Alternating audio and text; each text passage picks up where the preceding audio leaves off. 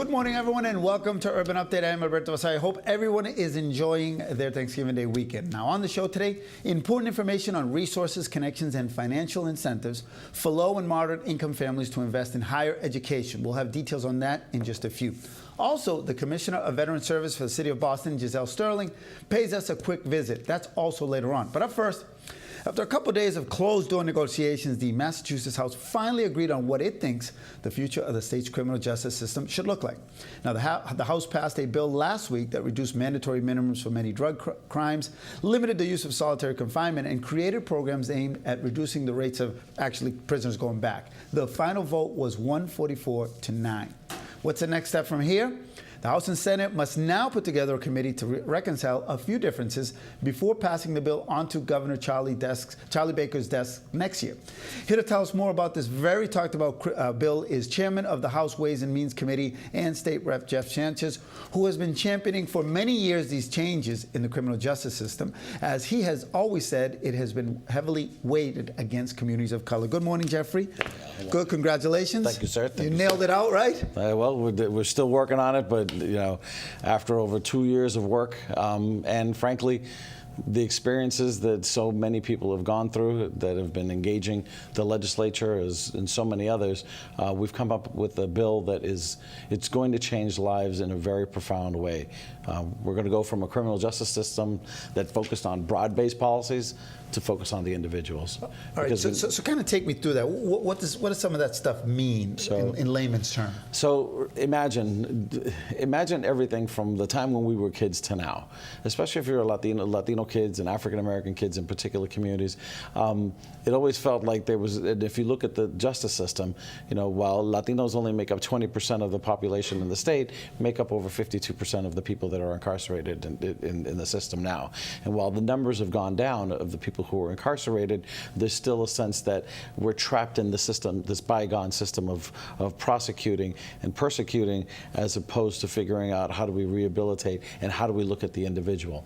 So how do we do it? In the bills, there's two bills that are out that we're working on right now. One, that the governor, the Senate President, and House Speaker Robert DeLeo, the Speaker who appointed me Ways and Means Chair in the legislature, work together with the Council of State Governments, a national organization that works with legislatures, and focused on particular issues around recidivism. Can we kind of give the viewers some specifics? What are some of the points that you're working on very hard? And I know you were very happy coming out of it. I know that it's not a final product yet, but you do have a lot of meat on this in terms of change. What are some of the key points that you think are going to make a big difference? So that CSG bill goes directly at recidivism. That's going to figure out how do we make sure that people that are in the system, that the system looks at folks in terms of the issues they have with their health, with substance abuse and other issues, so that they don't come back into the jails.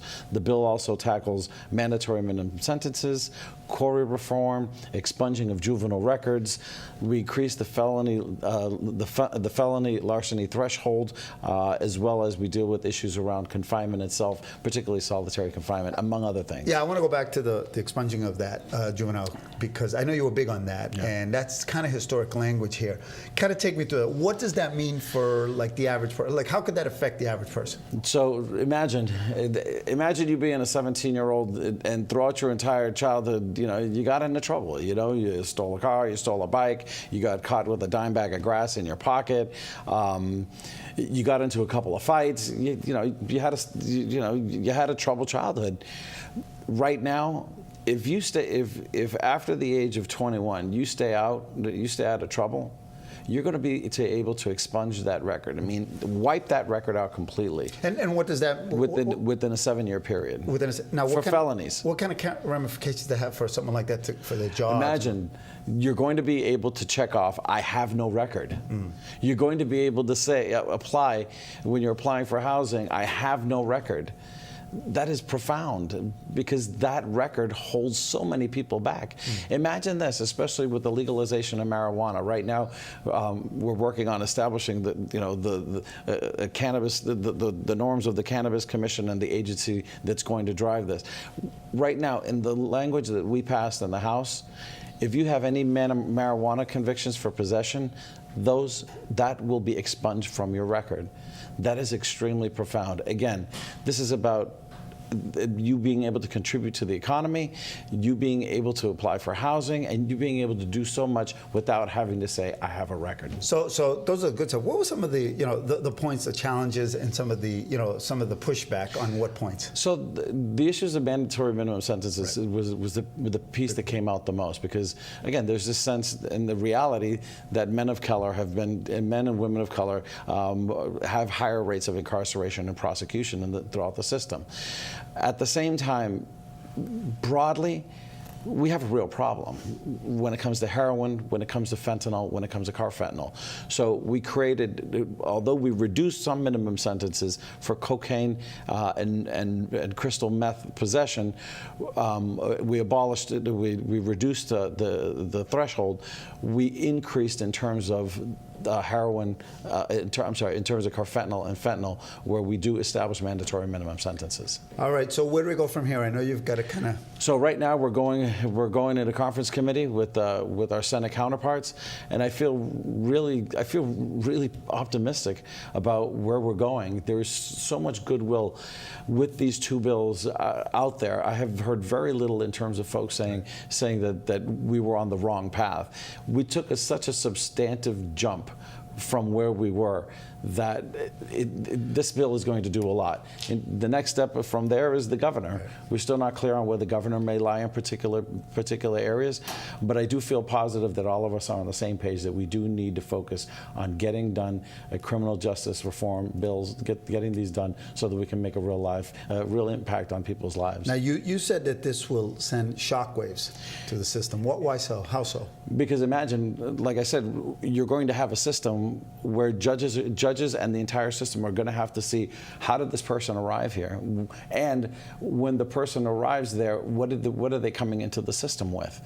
What's their background? What's their background? Well, not only that, what's going on in terms of, are they heroin addicts? Right now, we're in the middle of a tsunami of heroin deaths that are happening.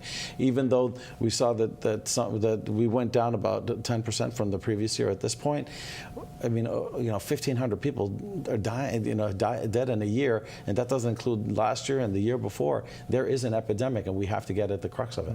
How has I'll come back a little to you. How is you being the chair in the position you're in and your kind of background? Because you talked about we were younger. You have that experience. How did that input? How did that kind of? I mean, Al, you and I grew up together, the same streets, and in the community. I mean, your father started out with the newspaper across the street from the projects, right there in Cambridge on Prospect, right? I mean, we grew up during a really challenging time when government. The '80s was tough. The '70s and the '80s were real difficult times for the entire city. But the communities are resilient, and despite years of so many things going wrong, there's been a lot of good that has happened as well. And I think you, myself, and so many in our generation, look at your event the other day, your Latino 30 under 30 event that had over 2,000 people that showed up in a night, and everybody was under 30. I didn't go because I didn't want to. I got a complex. You were invited. I go to sleep at 9 o'clock, man. I'm not like you. I can't be awake at 2:30 in the morning. Will Morales is a good example. Imagine Will turned his life around. Right. Remember, Will Morales is the chief of the chief of the Boston Community Youth and Families under Mayor Marty Walsh. When we were kids, he had a real hard time. He went through a lot and did a lot. His brother, remember, was the X-Men who was killed. Yeah. A gang member, made all the news, and Will was going down that path. Actually, it's Will's brother that got the city leaders to stop and think, wait a minute, something's going on. Right.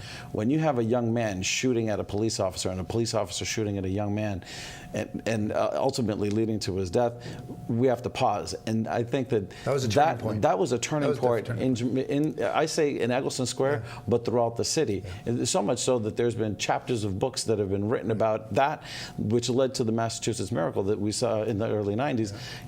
Gun crime going down. Well, I'm glad you're there. Congratulations on that. Obviously, there's still a ways to go. I know Charlie Baker has the final say on it, but it looks like you're very happy with it. And very He doesn't have the optimistic. final say because remember, the governor proposes, the legislature disposes. So whatever the governor does, we can always go back to it. I stand corrected. My boy Jeffrey corrects me once again. Things don't change. All right, brother. Thank you. And keep continuing Thanks with for that the hard work. Thanksgiving. Say hi to Maria. Maria you. Sanchez, we love you. All right, don't move because coming up, an organization doing its best to ensure that through parental engagement, every family, especially those with low income, can access the resources needed to achieve their goals for higher education. Coming up right here on Urban Update.